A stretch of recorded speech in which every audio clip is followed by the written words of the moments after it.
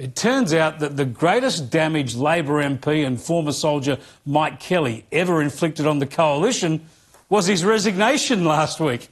The bun fight over the by-election for Eden Monaro is now erupting among the Nationals, who've been the juvenile delinquents of the coalition in recent years.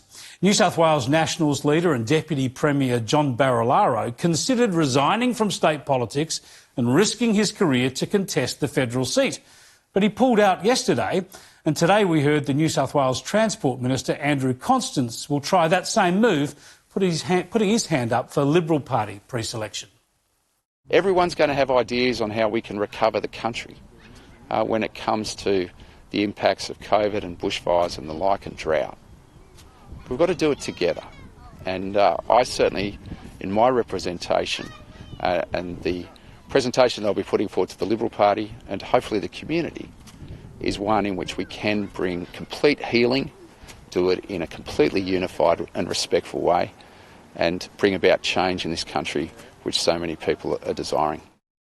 Well, make of that what you like. When he talks unity and healing, he might have some to do within the Liberal Party first, because last we heard the Liberal Party's candidate, who only narrowly lost the seat at last year's federal election, Fiona Kottvoys, is running for pre-selection too. So the Liberals will need to push her aside for Constance, which won't be a great look.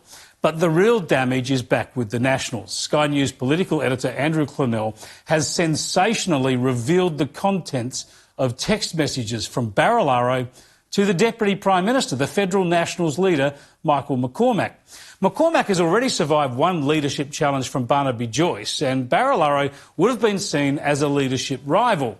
As it turns out, Barilaro blames the abandonment of his federal bid on McCormack. Here's how Andrew Clennell has revealed the exchange today. Please do not contact me.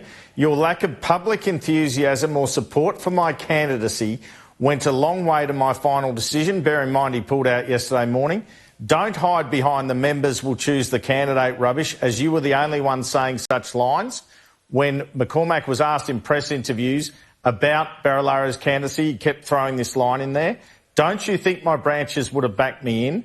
To feel threatened by me clearly shows you have failed your team and failed as a leader. You will never be acknowledged by me as our leader. You aren't. You never will be. The Nats had a chance to create history, to change momentum, and you had a candidate that was prepared to risk everything to make it happen, to win this seat, which is a Labor seat but previously was a Liberal seat. What did you risk? Nothing. Hope you are proud of yourself, John. Extraordinary stuff, isn't it? Just remember, this is the New South Wales Nationals leader messaging the federal Nationals leader. This is the New South Wales Deputy Premier texting the Deputy Prime Minister.